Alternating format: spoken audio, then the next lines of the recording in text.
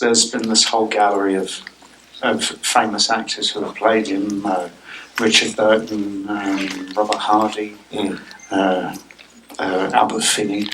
So it always, you have a sense of dread at the beginning of any project, because you always think that maybe this is the one that you slip up. You know what I mean? This is the one when they find out that you can't act.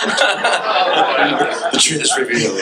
And but it was doubly so with this one, just because of who I was. The work ahead seemed so mountainous.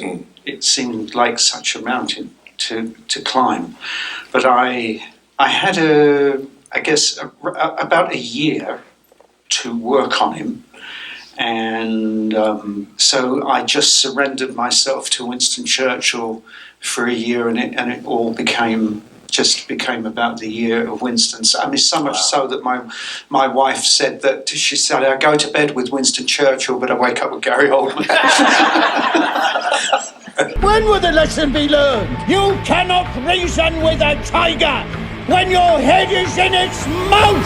Nonsense. The only slippery slope. Would you stop interrupting me while I am interrupting you? The roadblock, if you like, ahead was the physicality and my staggering resemblance to Stan Laurel. So you go, how are we going to do this? And I had worked with, many years ago, the makeup designer Kazuhiro Tsuji, who designed the makeup. And I believed that if there was really one man that could do this, it was Kazu. The stars aligned. He lived locally, about a 20-minute ride from my house. Oh, wow. And he's retired. He's since retired from the movie industry. But I seduced him. I wouldn't, I wanted him to do it, so we were lucky to have Kazuhiro, because, as you say, I thought, if this is going to be a guy in a big rubber face, it really isn't going to work, and it's not. It's going to be so distracting. But we did. I think we found the right man. The advantage that I had was I was in 4 hours before the rest of the cast. So to get into the whole makeup, the whole gear, as it were, that took 4 hours. So that when I got to the set for rehearsal, I was Winston. So.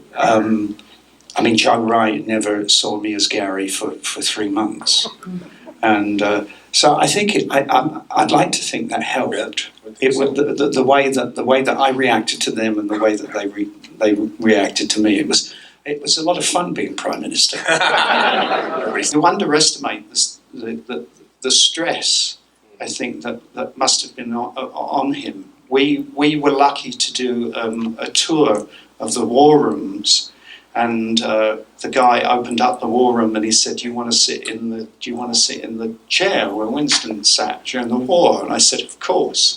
And on the left-hand arm were these divots like that he had made with his fingernails. And he wasn't in this room for the entire war. He would intermittently they were in and out of the war rooms.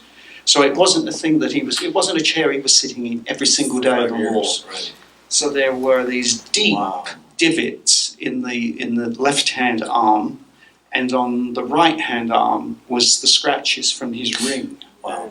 And it was experiencing the stress and the behaviour in an object. It was incredible. There. Those moments of anxiety and stress and the pressure of the war was actually physically Wow. embedded into the chair, which I thought was kind of a great thing for an actor. There's so many Winstons. I would certainly maybe down the line would love another crack at him and play him in a different period.